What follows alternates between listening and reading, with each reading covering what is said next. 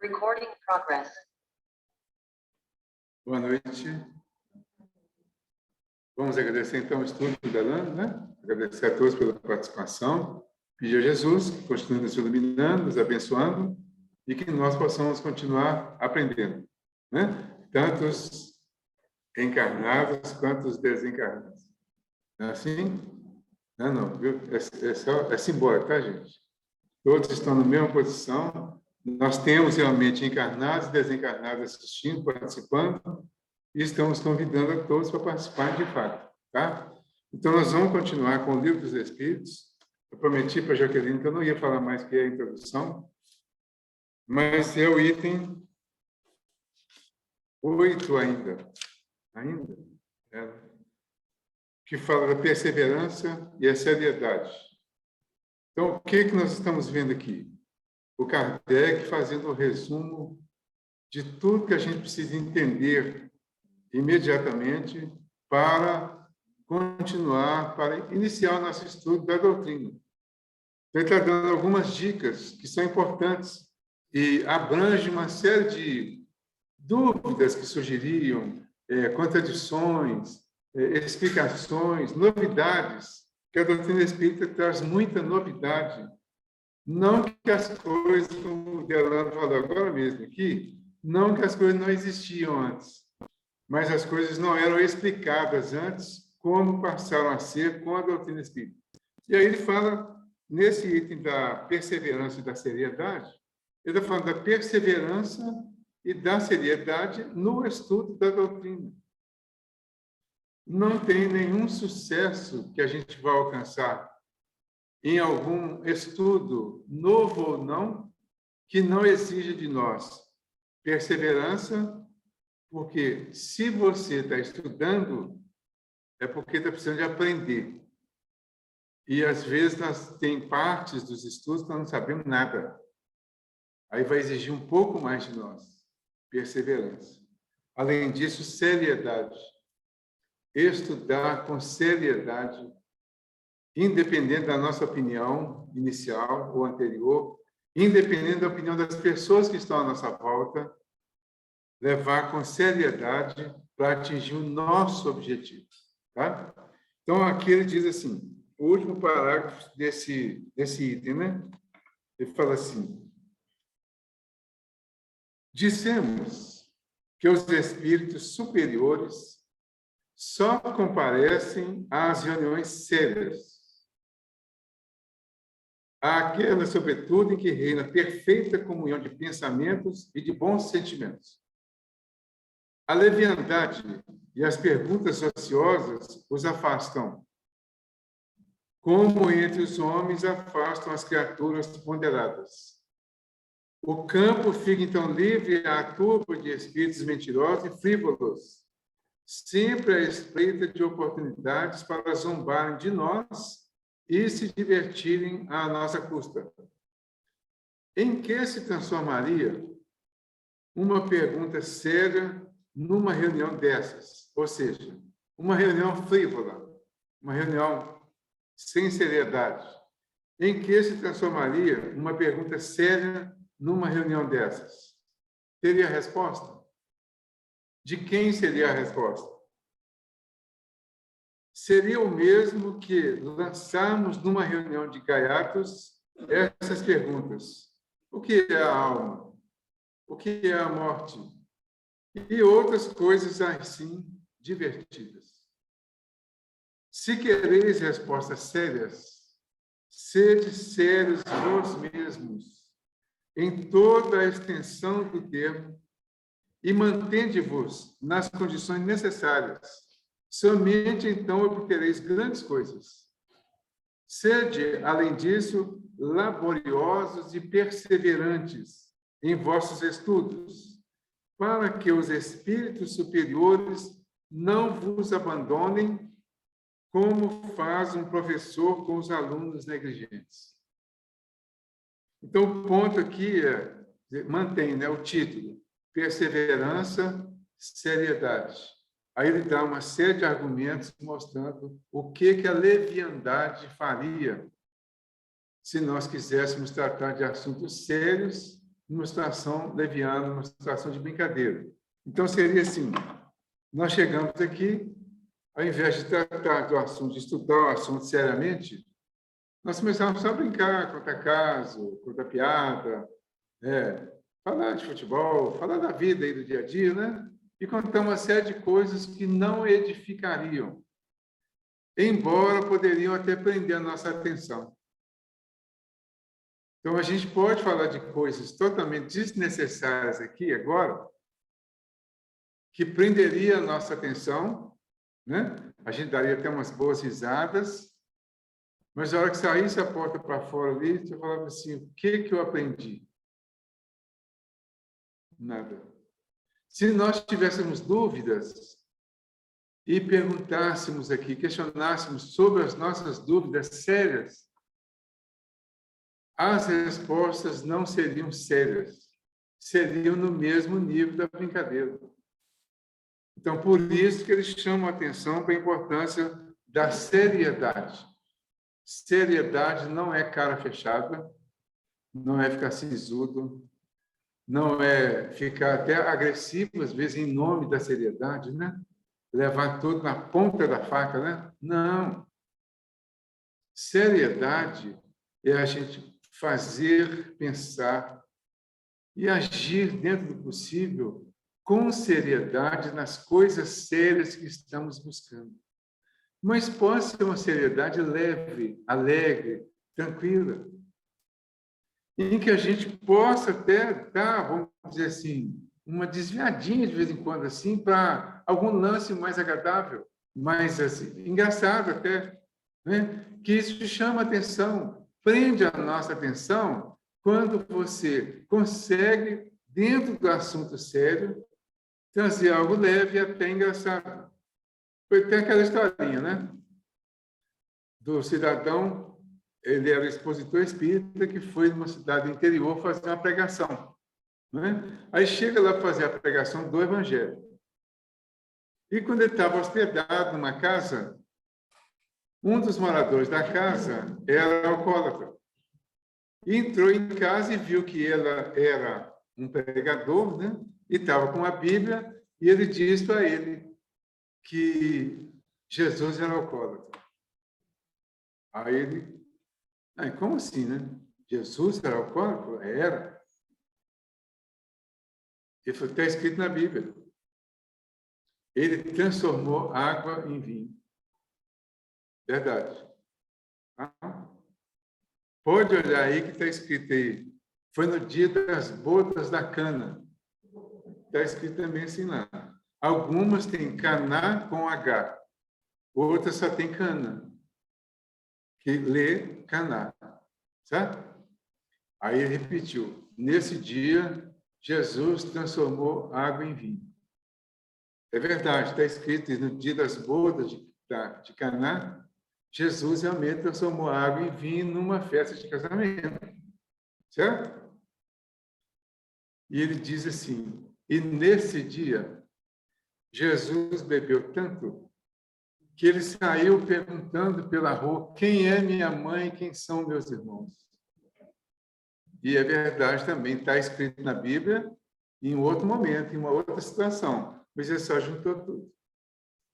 Aí, quando a gente fala disso e usa isso na interpretação do Evangelho, nós vamos nos chamar a atenção para como nós usamos, às vezes, o Evangelho para justificar os nossos comportamentos errados.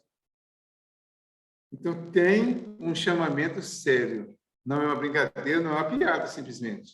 Tá? Tem um chamamento sério. E se nós formos interpretar as bodas de Caná, no momento que Jesus transformou água em vinho, aquele foi um dos momentos mais importantes do início da pregação de Jesus.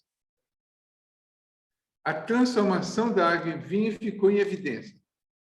O milagre ficou muito evidente. Mas a essência desse acontecimento passou despercebida e só agora a gente começa a entender. Porque transformação de água para vinho é uma grande transformação. é uma grande mudança, e que é a mudança que nós precisamos fazer em nossas vidas para atingir os nossos objetivos espirituais.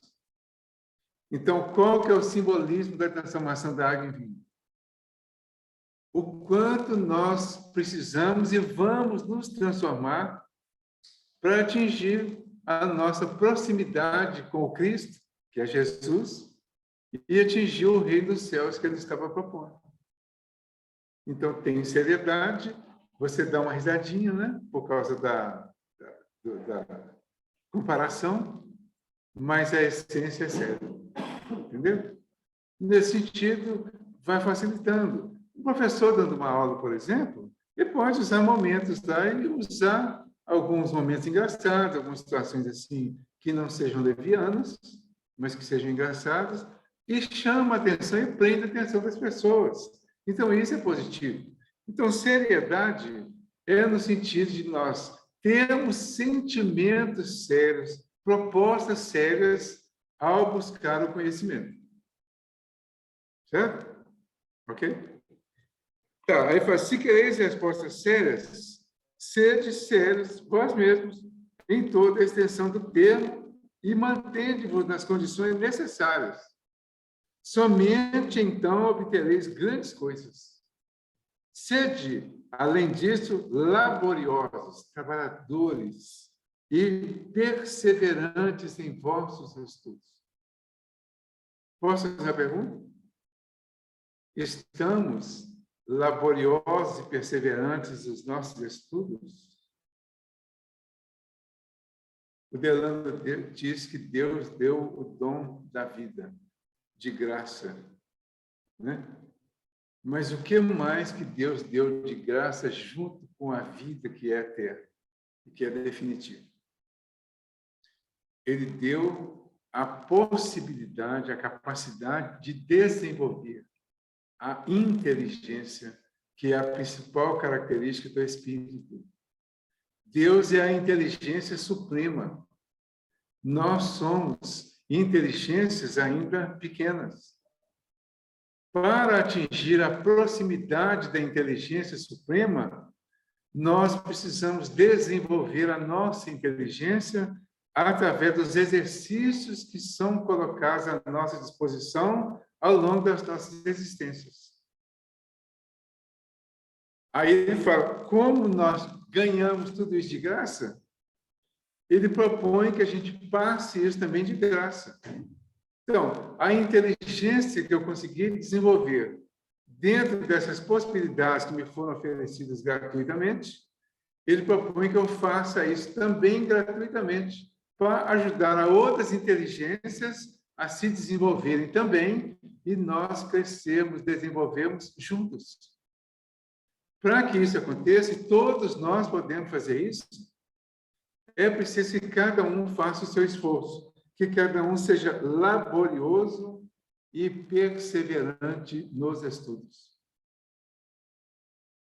Na fase seguinte, que é o item 9, fala assim, monopolizadores do bom senso. Monopolizar algo é assumir aquilo para si, é se tornar o dono de uma situação, né?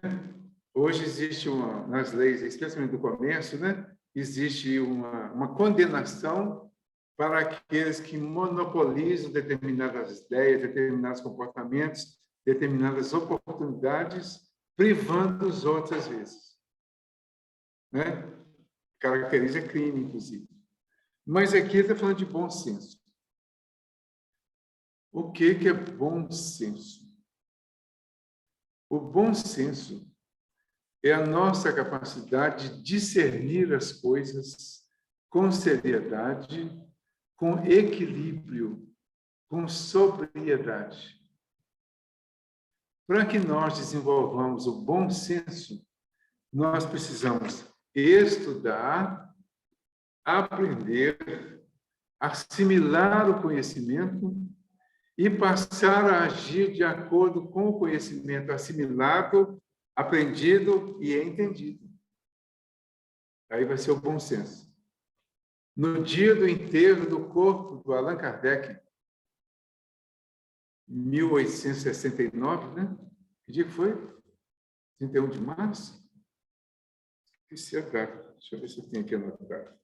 Eu levantei 31 de março de 1869.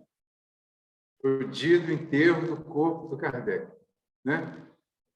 Nesse dia, Camille Flammarion, que era um cientista de alto nível, né? Ele fez um discurso na hora do enterro. E o que ficou marcado no discurso que ele fez, ele disse que o Kardec foi o bom senso encarnado. Pela seriedade, pela competência, pelo tanto que ele estudou, pelo tanto que ele trabalhou em favor da doutrina, pelo tanto que ele foi perseguido, maltratado, prejudicado e conseguiu se manter firmemente, equilibradamente até o final. Então, o bom senso é quando nós conseguimos fazer uma boa censura de cada um dos nossos comportamentos e estender essa boa censura para os comportamentos dos outros, mantendo o equilíbrio, mesmo sabendo que em algumas situações as pessoas estão realmente contrárias às leis e em erro. Então, esse é o bom senso, é se manter em equilíbrio diante das situações mais adversas da vida. Aí ele fala dos monopolizadores do bom senso. Então, aqui ele já fala de uma contradição, porque a pessoa que tem bom senso, ela não monopoliza nada.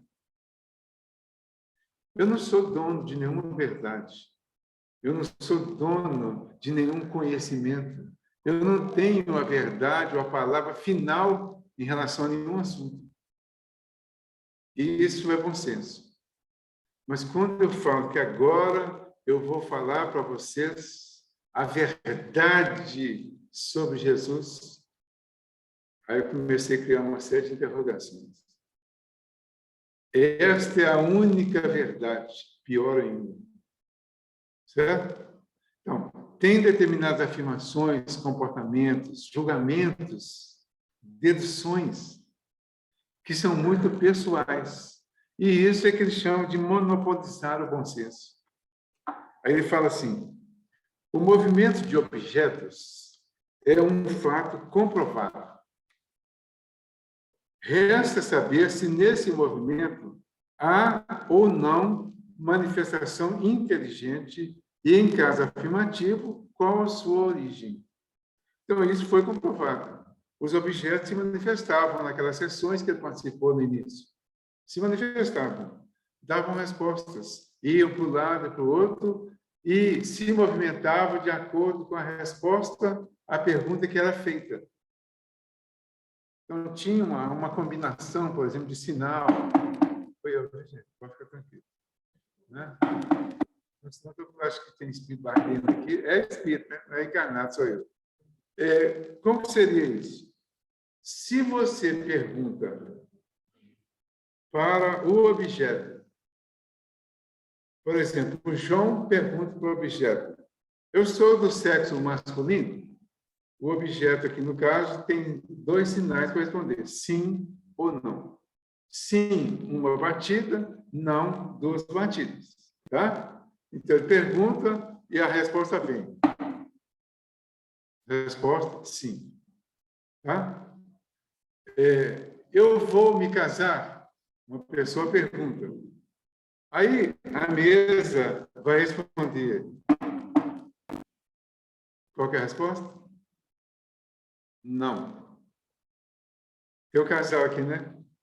Aí vocês perguntarem aqui, eu vou casar? Aí já pensou se for assim a resposta? Vai gerar um desânimo, né? Então, mas o que eu quero dizer com isso? Que esse sinal, essa resposta dada no objeto sem que ninguém visse, ninguém fazendo o movimento de bater, era um sinal, um barulho, um toque. A questão é, tem inteligência por trás disso aqui? A resposta vão dar é sim. Por que sim? Porque eu sou a inteligência que está dando a resposta aqui. Certo? Eu sou o espírito que está respondendo a pergunta que está sendo feita. Então, eu sou uma inteligência. Fraquinha ainda, mas sou. Tá? Aí ele pergunta, então, qual a sua origem? Ou seja, qual a origem dessa inteligência que não está sendo vista? Ele fala, não falamos do movimento inteligente de certos objetos, nem das comunicações verbais ou das que são escritas diretamente pelos médiuns. Esse gênero de manifestações, tão evidente para aqueles que viram e aprofundaram o assunto, não é, à primeira vista, bastante independente da vontade para convencer um observador novato. Não trataremos, portanto, senão da escrita obtida com a ajuda de um objeto munido de lápis, como a cesta, a prancheta, etc. Então, o que ele fez? Ele isolou todo o princípio e foi para a cesta, a prancheta, etc. O que era isso?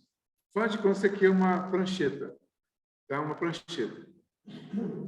Ele amarrava essa prancheta numa cesta, amarrava um lápis na prancheta, os médiuns, então ficava assim, e o lápis aqui assim, né? Se eu deixei esse lápis cair aqui, eu tô frito. Deixava assim, né? Aí os médiuns colocavam, então o lápis ficava assim. Os médiuns colocavam as pontas dos dedos na cesta e começavam o movimento. Esse movimento ia gerando uma escrita. No final de tudo, a escrita era legível. Então, esse que é o ponto que ele fala aqui, ó. Não, fala da prancheta, etc. A maneira por que os dedos do médium são postos sobre o objeto desafia, como já dissemos, a mais consumada destreza em participar de qualquer forma de formação das letras. Mas admitamos ainda que, por uma habilidade maravilhosa, possa ele enganar os olhos mais atentos. Aí vem a pergunta: como explicar a natureza das respostas quando elas superam as ideias e os conhecimentos do médium? Então, eu estou aqui, médium, põe a minha mão aqui, toca. Aí você fala, vai ter algum truque ali, alguma mágica, né? Mas aí eu faço a minha mágica e você está vendo minha mão aqui, está vendo que eu não estou fazendo nada. E o objeto está se movimentando sob o toque da minha mão. Depois que acabou esse primeiro momento, vai surgir um escrito. A questão é um escrito que não tem nenhuma relação com o meu conhecimento. É totalmente diferente do que todo mundo sabe naquele ambiente, inclusive o médium. É aí que vem o questionamento. E é aí que vem a questão da inteligência. Né? Como explicar a natureza das respostas quando elas superam as ideias e os conhecimentos do médium? E note-se que não se trata de respostas monossilábicas, tipo sim, não, mas quase sempre de muitas páginas escritas com admirável rapidez, espontaneamente ou sobre assunto determinado. Vou dar um exemplo aqui prático agora. Algumas pessoas devem ter pedido uma orientação espiritual hoje, alguns que estão aqui, tá? Os médicos estão lá dentro agora fazendo a orientação espiritual. Hoje não usam mais a prancheta, não usam mais a cesta e não usam amarrar o lápis mais. Simplesmente chegaram à conclusão, depois de um tempo, que bastava o médico segurar o lápis. Os espíritos vêm e escrevem com esse lápis que está na mão do médium e passam a mensagem. Existe possibilidade maior de fazer algum truque? Existe. Existe possibilidade do próprio médium dar as respostas? Existe. Mas e quando a resposta é totalmente diferente do que se imagina que o médium sabe? Então, o que vai acontecer? Quando quem pediu a orientação recebeu a orientação, vai ver que muito que vem da orientação tem uma relação direta com alguma dificuldade que a pessoa está vivendo. Então, é aí que a coisa vai começando a ficar séria e vai comprovando que tem algo por trás. Há um tempo atrás, muito tempo já, ainda não contar os anos, né? A gente estava aqui nessa mesma reunião de terça-feira. Esse trabalho de psicografia existe aqui há muitos anos. E mesma coisa, né? A pessoa vem, pede lá embaixo, preenche a ficha. Não tinha na época atendimento fraterno ainda. Era só preencher a ficha, trazia para cá, vinha a psicografia, no final entregava a psicografia para a pessoa, levava a mensagem que estava direcionada para ela. Aí, na reunião seguinte, eu recebi um comunicado que uma pessoa que veio aqui na terça-feira anterior estava com ódio de mim. Já? Com ódio de mim. Por quê? Ela disse que eu fui lá dentro, li o resumo que ela fez sobre a história dela e cheguei aqui e falei tudo o que estava acontecendo com ela que eu tinha lido lá dentro. Entendeu? E já vi outras pessoas falarem que as pessoas que estão lá dentro, elas procuram antes saber sobre a vida da pessoa que vai receber orientação para depois passar. Sabe por quê? Porque, às vezes, a coincidência é coincidência, entre aspas, é muito direta. Porque os mesmos espíritos que ficam aqui do meu lado, ou próximos, às vezes soprando para mim, para falar determinada coisa que alguém está precisando de ouvir, eles vão lá dentro também e escrevem, através do médium de psicografia, o que a pessoa precisa levar para casa, ler, entender, estudar e se chamar a atenção. Entendeu? Na época, isso já acontecia na época do Kardec. Só que era tudo muito confuso ainda, tudo em fase inicial de estudo, de aprendizado. Tinha que questionar muita coisa. Mas tudo isso foi questionado naquela época, foi aperfeiçoando para a gente chegar hoje a um entendimento. Hoje é possível a gente afirmar com tranquilidade. Eu já ouvi isso centenas de vezes. Uma pessoa chega para mim e fala assim: o estudo que você fez hoje foi todinho para mim. Aí, quando fala todinho, eu pergunto assim: todinho, especificamente o quê? Aí a pessoa: você falou isso, isso e isso, que é exatamente o que está me acontecendo. Já ouvi isso várias vezes, tá? Mas já ouvi também várias vezes de outras pessoas, no mesmo dia, falar a mesma coisa, que o estudo foi todinho para ela. Só que o estudo que foi todinho para ela era uma outra parte do estudo que serviu para ela. Entendeu? Por quê?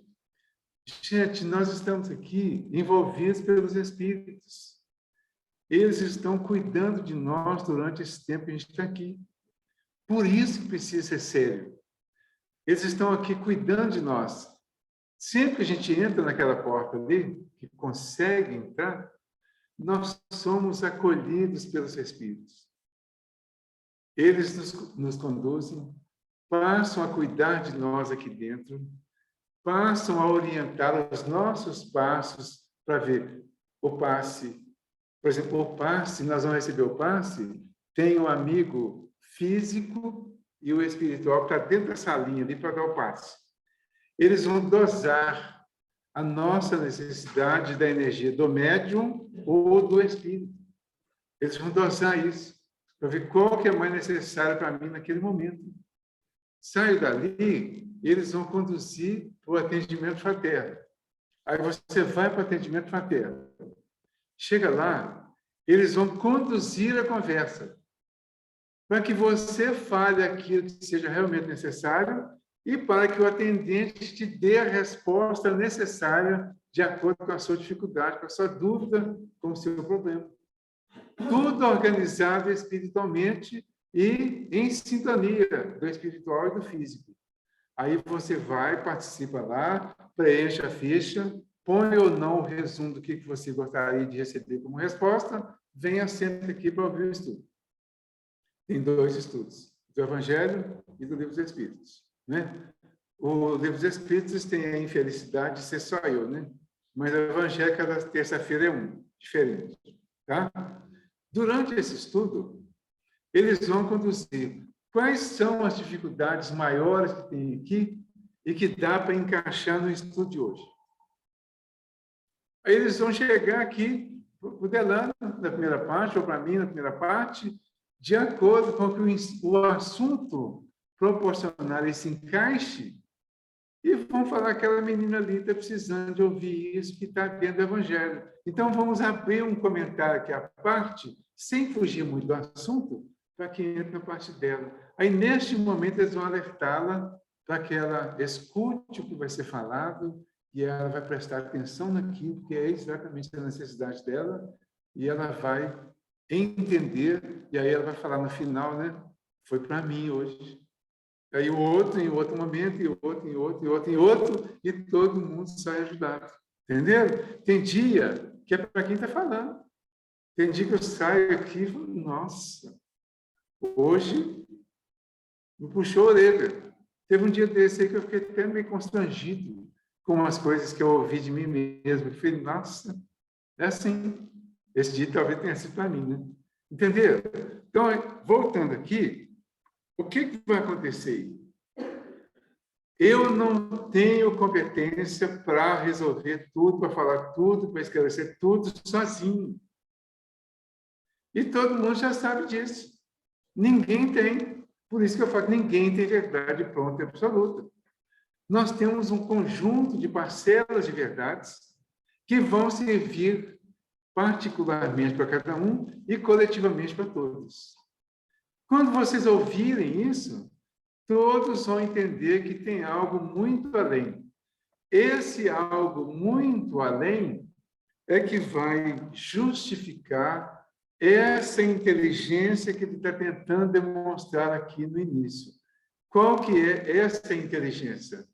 É alguém que está no nível de desenvolvimento espiritual acima daquele que está expondo, ou escrevendo, ou conversando, ou dando atendimento fraterno, e que vai extrapolar esses limites para atender às nossas necessidades. Certo? Marina, você quer falar?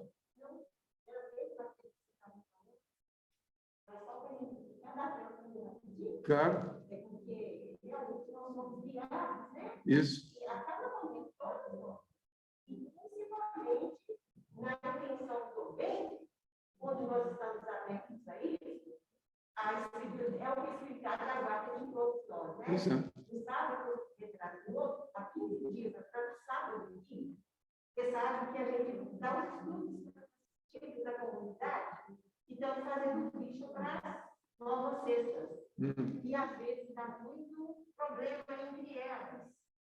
Entre elas, com brigas de cesta mesmo. E aí, na hora que a gente vai falar aí na frente, a gente lê uma lição, começa a orientar, e aí, como não tem clima para isso, aí eu pedi para elas, você faz esse silêncio, todo mundo fez, aí eu demonstrei a discussão que teve entre elas por falta de paciência, que elas não têm. E aí, eu falei, vocês vão para casa, eu estava na hora de ir para casa, com esse tema na cabeça, paciência, e vão lembrar disso sempre, quando vocês voltarem aqui, vocês vão entrar naquele cotidiano, lembrando dessa reflexão. Paciência, tudo bem? Tudo. Quando foi sábado agora, a turma voltou toda. Aí eu vi todo mundo em silêncio, todo mundo bem disciplinado, na hora que eu abri o livro, eu disse para eles, nós vamos lembrar da paciência para a gente sempre ter esperança. Tudo bem, vai dar certo, sexta vai dar certo, tá bom, tá bom. Foram para casa, quando eles vieram, na hora que eu abri o livro, eu falei, vou abrir um livro para a gente fazer uma leitura e a gente fazer uma oração, né? Na hora que eu abri o livro, o tema que veio foi paciência e esperança. Aí eu pedi para todo mundo lembrar, vamos lembrar qual foi, a gente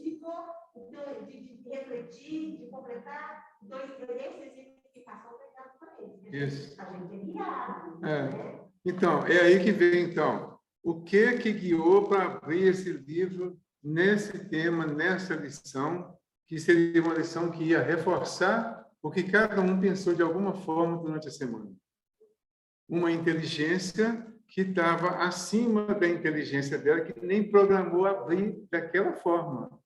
Foi, a gente fala, acaso, coincidência ou coisa parecida, né? Mas, na verdade, tem inteligências que estão cuidando pelo lado espiritual e que conduzem isso. É exatamente o que a gente está querendo. A essa pergunta, podemos dizer. E o que aumenta ainda a estranheza desses fatos é que eles se produzem por toda parte e que os médios se multiplicam ao infinito. Esses fatos são reais ou não? A esta pergunta, só podemos responder: vede e observai. Não vos faltarão oportunidades, mas, sobretudo, observai com constância, por longo tempo, e obedecendo às condições necessárias, seriedade, perseverança, estudando, observando por um tempo, sem preconceito, sem ideia preconcebida, sem descartar alguma coisa antes de pensar a respeito e tentar achar uma resposta por um outro lado. Então, só depois de achar uma resposta lógica por um lado ou por outro, é que nós vamos definir qual foi realmente a resposta, qual é a instrução. Antes disso, nós vamos analisar, vamos observar, vamos estudar. Então, a proposta hoje é estudar. A evidência, o que respondem os antagonistas, sois vítimas do charlatanismo, dizem eles, ou joguetes de uma ilusão. Responderemos de início que é preciso afastar a palavra charlatanismo de onde não existem lucros, pois os charlatães não agem gratuitamente. Seria, quando muito, uma mistificação. Mas por que estranha coincidência? Os mistificadores se teriam entendido de um extremo a outro do mundo para agir da mesma maneira, produzir os mesmos efeitos e dar aos mesmos assuntos e nas diversas línguas respostas idênticas, senão quanto às palavras, pelo menos quanto ao sentido. Então, são as questões que o Kardec colocou que nós precisamos fazer e achar a resposta para fazer o embasamento do nosso conhecimento, do nosso desenvolvimento dentro da doutrina. Se surgir alguma contradição depois de responder tudo isso aqui com objetividade, aí sim nós vamos descartar aquela ideia, porque ela é contraditória, é contrária. Mas, se não, nós vamos passar a adotar a doutrina cada vez mais. Então, o que nós estamos vendo? O Delano falou de números aqui hoje dentro do Espiritismo. Aumenta assustadoramente. O Brasil, é disparadamente o primeiro país espírita em números muito maiores do mundo inteiro. Então, o Espiritismo chegou aqui e cresceu assustadoramente. Muito, infinitamente mais do que na França, por exemplo, onde ele nasceu. Por que ele cresceu aqui? Porque aqui já tinha um povo religioso, cristão, né? Bem intencionado no sentido espiritual, e muitas pessoas adotaram a ideia porque viram que o cristianismo está no espiritismo. O espiritismo não pede ninguém para deixar a sua religião original. Ele não pede para ninguém deixar de ser católico. Ou, se algum protestante quiser vir aqui, virá e será bem-vindo, será respeitado. Mas ele não vai ficar aqui. E alguns nem virão, por causa dos preconceitos que eles têm em relação ao espiritismo. Mas quem vier será bem-vindo, será aceito e verá que nós não temos aqui nenhuma pretensão de condenar, de criticar ou de eliminar nenhuma outra crença. A nossa proposta de aperfeiçoamento do conhecimento. Onde estiver. Você é católico? Seja um bom católico. No catolicismo também precisa estudar para ser um bom católico. Você é protestante? Seja um bom protestante. Porque os protestantes, também nas diversas denominações, quase que exigem que as pessoas andem com a Bíblia e levem a Bíblia para a igreja e voltem com a Bíblia para casa, estudem, leiam em casa. Então, a proposta também é estudar. Nas diversas outras crenças, a proposta é estudar, conhecer a crença para nos tornarmos, independentes da crença, pessoas melhores. Isso é o cristianismo, que não era religião, que não é religião, mas é uma proposta de construir homens de bem para o mundo, para o crescimento da humanidade. Como teria encontrado entre as crianças a paciência e a habilidade necessárias? Porque se os médios não forem instrumentos passivos, é claro que necessitam de habilidade e de conhecimentos incompatíveis com certas idades e posições sociais. Então, acrescentam que, se não há embuste dos dois lados, podem estar invadidos de uma ilusão. Como que eu vou saber se eu estou ou não iludido em relação a alguma coisa? Estudando, conhecendo, eliminando a possibilidade de estou iludido ou isso é uma realidade. Em boa lógica, a qualidade das testemunhas tem um certo peso. Ora, é o caso de se perguntar se a doutrina espírita, que conta hoje milhões de adeptos, só os recruta entre os ignorantes. Esse é um ponto importante. E claro que não é. Né? Ninguém aqui se considera ignorante. Né? Nós temos culturas variadas, mas ninguém aqui se considera ignorante. Né? Tem hora que a gente ouve certos comentários que as pessoas estão dizendo claramente para a gente se é ignorante. Né? A gente faz o quê? Simplesmente silencia, ignora. Às vezes a pessoa está sendo muito mais por falar de uma coisa que ela não conhece. Então, ela não conquista entre os ignorantes. Pelo contrário, as estatísticas dizem que o nível cultural entre os espíritas está muito mais elevado que na grande maioria das outras crenças. Mas isso nem é uma comparação que precisa ser feita.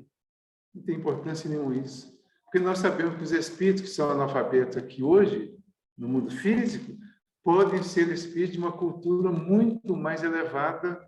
É só ver o exemplo do Chico Xavier, que tinha 3º ano primário e tinha uma cultura muito mais elevada do que muito intelectual, do que muito cientista daqui.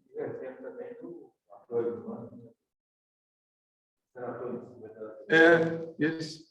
Tem uma série de exemplos de pessoas de extrema cultura do momento, mas que demonstram ignorância, e pessoas sem cultura nenhuma do momento aqui, que demonstram uma grande sabedoria. É aí que vai ser a diferença da questão do bom senso. Deixa eu terminar rapidinho aqui, tá, gente? Passou só 1 minuto por enquanto, pode? Mais 2 minutos.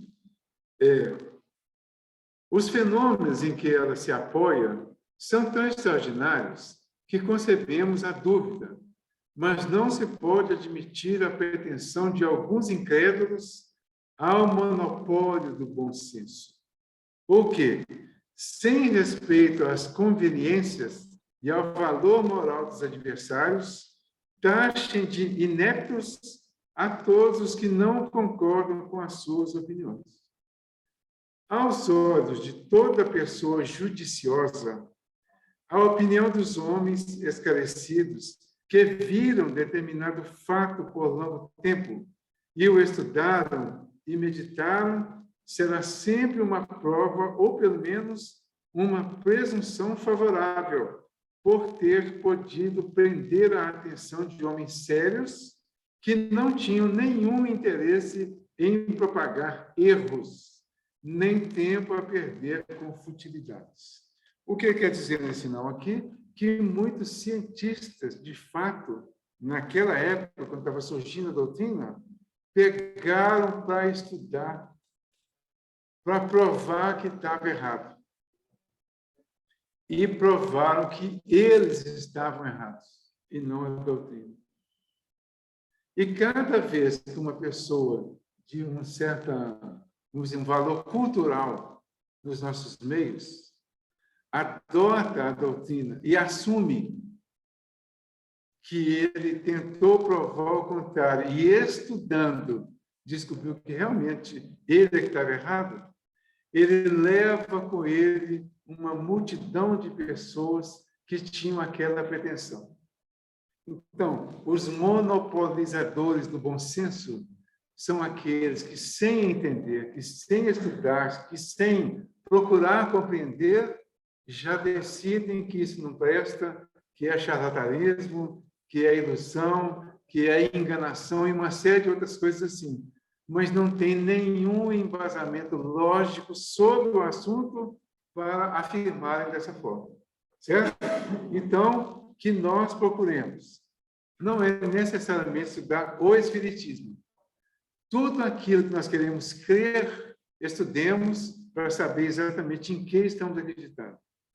Tudo aquilo que queremos recusar, estudemos para ter uma noção do que realmente estamos recusando. Mas nunca condenemos ninguém à ilusão, ao charlatanismo, a qualquer tipo de manifestação desse tipo de charlatanismo, de enganação. Antes de qualquer coisa, pensemos, estudemos, e aí sim nós vamos usar bem o bom senso, sem monopolizar. Nós vamos desenvolver o nosso senso com equilíbrio, com harmonia, com amor, com respeito, e aí sim estaremos dentro do objetivo principal. Agradeço a todos pela presença, pela oportunidade, tanto os de lá, os online, quanto aqui os presentes. Vamos fazer a nossa prece de agradecimento, pedindo a Jesus que continue nos fortalecendo, nos iluminando, para que nós possamos aprender cada vez mais. Pai nosso que estais nos céus, santificado seja o vosso nome. Venha a nós o vosso reino. Seja feita a vossa vontade, assim na terra como nos céus. O pão nosso de cada dia nos dai hoje. Perdoai as nossas ofensas, assim como nós perdoamos a quem nos tem ofendido. Não nos deixes cair em tentação, mas livra-nos do mal. Obrigado, Senhor, pela oportunidade de hoje e de sempre. Que possamos retornar aos nossos lares, levando as bênçãos deste momento.